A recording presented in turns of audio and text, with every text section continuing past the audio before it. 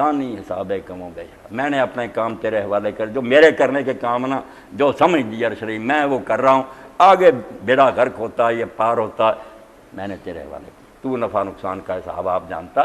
یہ ایمان اور یقین جو اللہ کہتا نیک لوگوں کے دل میں یہ ہوتا، اس کو حضور نے فرمایا وہاں برے گمان کی بات نہیں، یاد رکھیں، اسی لیے آپ نے فرمایا کہ میں اپنے بندے کے گمان کے مطابق ہوتا ہوں۔ جس نے سمجھا کہ مجھے 1 روپے کا 70 ملے گا، 70 ہی ملے گا، اور جس نے کہا نہیں کروڑ دے گا اللہ قیامت کے، میں کروڑ دے دوں گا، میرے خزانے کو ہے کم۔ جتنے حوصلے سے وہ نیکی کرے گا نا اس کے ظن کے میں، برے گمان کا کہاں ہے کہ برائیاں کرتا رہا کہتا رہا اللہ چھوڑ دے گا، یہ نیک گمان، یہ تو غرور ہے، دھوکہ، شیطان کی چال کے کرے برے کام، خدا کے حکموں کو توڑے اور گمان کرے کہ اللہ انعام دے دے گا، یعنی رسول اللہ کی حدیث کا بیڑا غرق ہے۔ حضور نے کہا نیک گمان زیادہ سے زیادہ کر کہ میں اگر یہ نیکی کر رہا اس کا اس سے بھی زیادہ اجر مجھے اللہ دے گا، دلیری کر کے کر، اللہ دے گا۔ اس لیے اسی کا ٹکڑا کہ اپنا گمان اللہ کے ساتھ اچھے سے اچھا کر، بہت اعلیٰ سے اعلیٰ کر، انشاءاللہ وہی توقع پوری ہوگی۔ برے کام پر کیا توقع، وہاں تو سزا ہونی۔ وہ اگر سمجھتا کہ دین پر حق ہے وہ کام کرتا ہے کیوں؟ برے کام کرنا خود بدزنی ہے کہ سمجھتا نیکی کرنے سے کچھ نہیں ملے گا، برائی سے ثواب ملتا ہے۔ یہ تو اللہ کے بارے میں کہاں ہے نیک گمان، برا گمان۔ یقولون هل لنا من الامر من شیء، اللہ کہتا وہ بے ایمان جو منافق تھے انہوں نے حضور سے کہا یار اللہ کے رسول ہمارا اس میں کوئی دخل نہیں ہے، نہ ہمارا مشورہ مانتے، ہم نے کہا تھا مدینے کے اندر رہ کر آپ ہماری بات ہی نہیں مانتے۔ کہتے ہیں الٹا زخموں پر نمک چھڑک رہے ہیں مسلمانوں کے کہ رسول نے ہماری بات نہیں مانی، ہمارا اس میں کوئی نہیں دخل۔ قل ان الامر کلہ للہ، آپ کہہ دیں کہ حکم سارے کا سارا اللہ کا، نہ آپ کا حکم ہے نہ رسول کا حکم، حکم اللہ کا۔ وہ جو حکم دیتا ہے رسول اس کی پیروی کرتا ہے، یہ اپنی طرف سے کرتا۔ یخفون فی انفسہم ما لا یبدون لک، اور اللہ کہتا میں بات بتا دوں، یہ مشورے کی بات اوپر سے کہتے ہیں کہ آپ ہمارا مشورہ نہیں مانتے، اندر ان کے اور ہے، وہ ظاہر نہیں کر رہا، چھپایا اپنے دلوں میں یہ ہے۔ یقولون لو کان لنا من الامر شیء ما قتلنا، کہتے ہیں اگر ہماری بات مانی جاتی تو لوگ نہ مرتے۔ مشورے کی اہمیت نہیں بتا رہا ہے، یہ کہتے ہیں کہ تقدیر چل جاتی، قتل نہ ہوتا، یہ لوگ یہاں مارے نہ جاتے ہاں نا۔ قل لو کنتم فی بیوتکم لبرز الذین کتب علیہم القتل الی مضاجع، تقدیر کے آگے کھڑے ہوتے، جن کی قسمت میں مرنا لکھا تھا وہ اپنے گھروں میں بھی ہوتے تو نکل کر اپنی قتل گاہ پر پہنچ جاتے۔ اللہ تعالیٰ کو تم سمجھتے ہو یوں ہی دنیا چل رہی ہے۔ وَلَيَبْتَلِيَ اللَّهُ مَا فِي صُدُورِكُمْ، یہ سارا کام جو ہوا کہ فتح ختم ہو گئی، شکست ہو گئی، حضور زخمی ہوئے ساتھی، اس لیے کہ اللہ تمہارے دلوں میں جو کچھ تھا نا اگلوانا چاہتا تھا کہ نیک لوگوں کی بات بھی سامنے آ جائے، وہ خوش ہو کر کہیں کہ اللہ ٹھیک ہے۔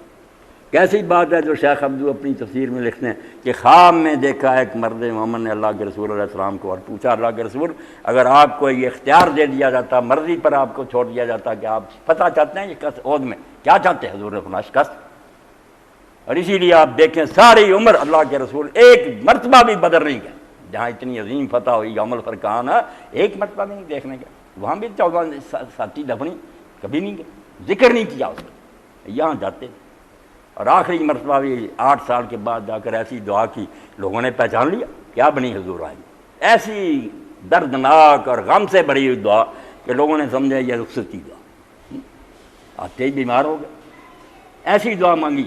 اور یہ کہتے تھے کہ لوگوں میں تم پر گواہ ہوں، حضرت ابوبکر رضی اللہ تعالیٰ نے کہا موطا امام مالک میں کہ حضور ہمارے دعا نہیں ہے، فرمایا نہیں میں نہیں جانتا میرے بات تم کیا کرو۔ تو حضرت ابوبکر بہت رہے کہ کاش یا رسول اللہ ہم آپ کے بعد نہ ہوتے، فرمایا کہ میں کیا جانتا ہوں کیا کروں، یہ لوگ میرے سامنے گئے انہوں نے جانیں دے دی، میں گواہ ہوں قیامت کے دن۔ بہت جاتے تھے اور بار بار کہتے تھے جبل یحبنا ونحبہ، یہ پہاڑ ہم سے پیار کرتا اور ہمیں بھی یہ بڑا پیارا، شکست ہوئی وہ پیارا، کہتے جنت کے پہاڑوں میں سے ایک پہاڑ ہے۔ یعنی فرمایا جس کو لوگ بیوقوف سمجھتے برا ہوا، برا کہاں ہوا، کچھ کو دردے مل گئے، کچھ اللہ تعالیٰ نے جن کے اندر کھوٹ تھا وہ منافق ننگے کر دیے، وَلَيُمَحِصَ مَا فِي قُلُوبِكُمْ، اور اللہ نے اس طریقے سے تمہاری تطہیر کر دلوں میں جو کچے پکے خیال سے نا سب دور کر دیے، وَاللَّهُ عَلِيمٌ بِذَاتِ الصُّدُورِ، اور اللہ سے کیا چھپا سینوں کے راز جانتا۔ تو یہ حسن ظن اور سوء ظن تھوڑا سا بیان ہوا، یقین جانے دین کا یہ سب سے ہم چکر ہے، اور اس کو اگر نہیں سمجھتا توحید کا پتہ نہیں چلتا۔ دین کے کسی حکم کے بارے میں جو شریعت کا ہے خیال بھی نہیں آنا چاہیے کہ اللہ نے کیوں حکم دیا۔